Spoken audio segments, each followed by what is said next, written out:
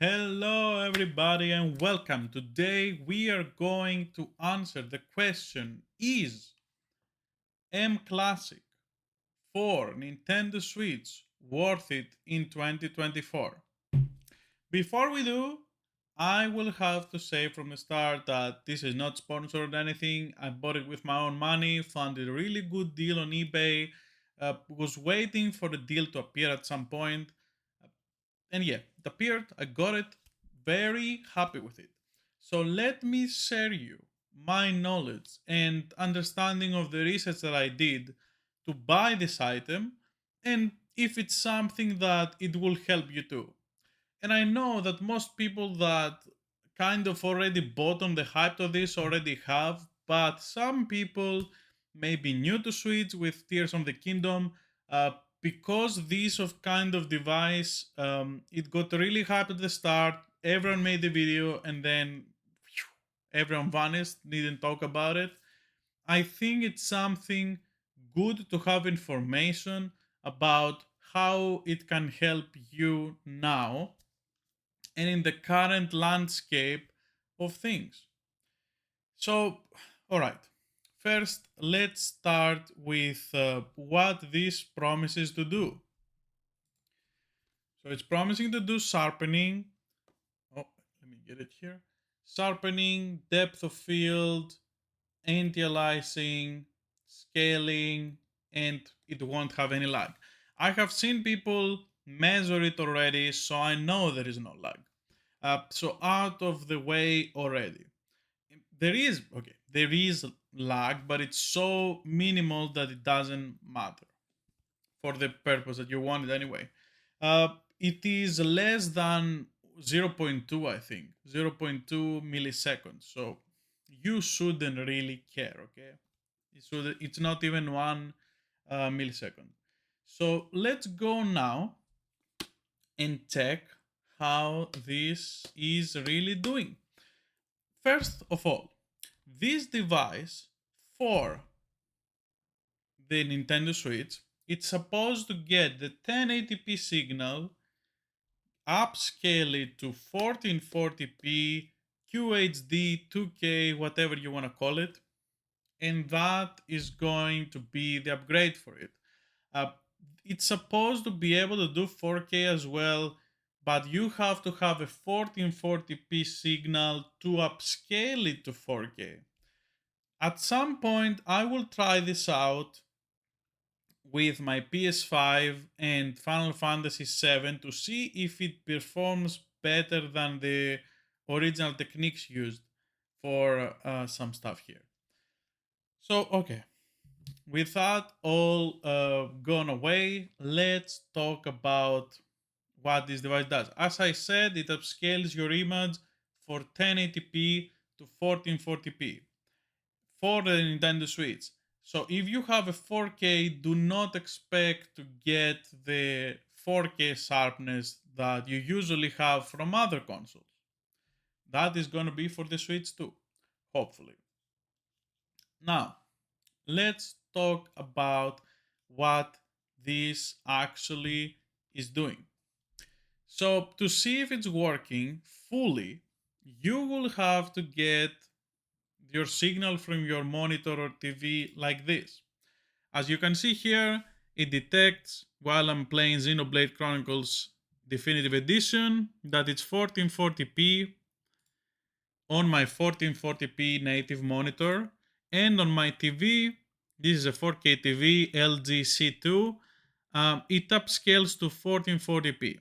Now, the issue that you have with that TV is that you have to have an adapter like this, EDID. What it does, it's forcing the signal of the TV if it can output the 1440p QHD 2K whatever you want to call it signal to the TV. Without this, my TV would output, even with the mClassic connected, it will output to 1440p.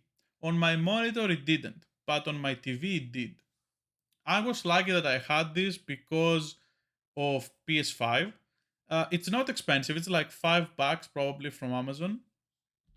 So it won't be any like big investment after you already get this. Now, the difference is if you don't get the 1440p signal, as far as I understand the technology, you will not get the maximum amount of the provided settings. You will not get the max sharpening because it's going to be low resolution, and you won't be getting the upscaling. The image is going to be the same, right? But you will still have the anti-aliasing and the depth of field, which, to be fair, because I almost always turn it off on my PC, I cannot really see it if there is any difference from what it normally is. So I'm gonna be honest with that setting. I'm not very familiar with this post-processing effect. But with everything else, I can tell you from experience, even as a developer, that I understand it. Moreover, we have to note that your Switch setup is going to be considerably uglier when you have to put all these cables together, because this is an active adapter, and as you can see, it has a micro USB connected on the bottom to it that you have to connect it on the USB of your dock or somewhere else that has a USB, but preferably your dock. And then your HDMI will go up to the monitor. And because, or TV, and because of my TV, as I explained the situation, I had to use this before. I will just put this on the TV input and then I will put the cable behind. So that's how it works. And don't forget that on whatever console you use it on, this has to go first. Because what this really is doing, what are all these things, are post process effects. So you what is really doing is that inside it there is a very small computing unit which applies like Reset a layer on top of your game. So in layer on top of your signal, which what it does, it upscales the image, post-processing effect. It also sharpens the image, better post-processing effect. Also, it changes a little bit the saturation. It's more saturated, the colors. If you like it, you're gonna like the games even more. And the anti-aliasing and the depth of field. All these are post-process effect settings, which okay, scaling is not really that, but that's how it works as well. Everything is after the pipeline of rendering already for the game. So these are effects that go on the end. People that have used before Reset mostly are familiar with the understanding of you're using a filter on top of your screen, on top of your game. And that's what it really does. That is why it doesn't have any lag, and that's why it doesn't affect performance. It's its own computing unit. What it's really doing, it's just upscaling and then adding those post processing effects. Now, in some games, if you're playing retro games and pixelated games, you would want to turn this off because it makes the image considerably worse because of the anti-aliasing, right? It will make the jaggies, it will think that the pixels are jaggies and it will try to change them, and you don't want that for those kind of games because their charm is all about the pixels. Um, that being said, if you are a heretic and that loves anti-aliasing 2D pixels, then yeah, you can do it. Don't. Anyway, all right, moving on forward. Does this make really a difference? Is it something you should consider buying? What you should understand about this is it's not gonna make Tears of the Kingdom suddenly the most amazing thing, right? If you're using it for that or for Breath of the Wild, it's not gonna make it suddenly look amazing. But if you have a higher resolution monitor, we are talking about 1440p or 4K, that is when this provides value, because it will make the sharpness, everything gonna look better for your bigger resolution. If you have a 1080p monitor or TV, don't get it. It's a waste of money, because all it does is just puts a filter on top. People that want to get value out of this are doing it because currently there there is no other way really to get the dock to output to 4K or 1440p natively. So you are kind of forced to use an upscaling method for that.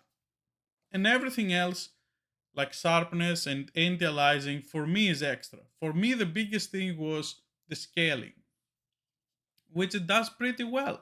And that's why it's very surprising for the price of this thing. People will think, people are calling it like, oh, it's gonna make your Switch Pro.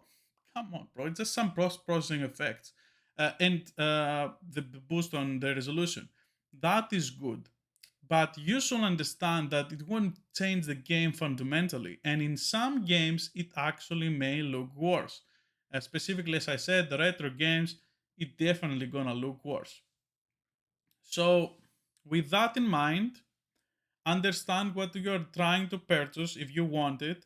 I think now that way more people have 4K TVs, and that is the reason that most people have 4K TVs, and even most people upgrade to 1440p plus monitors.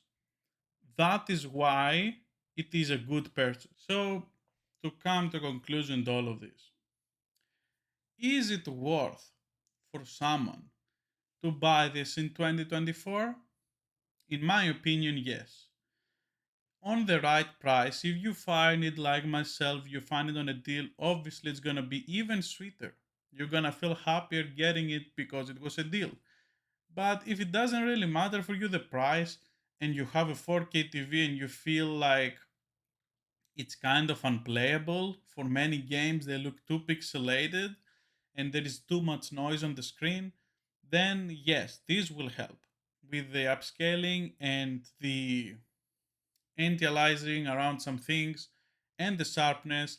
Everything gonna look kinda better for you. But have limit on your expectations.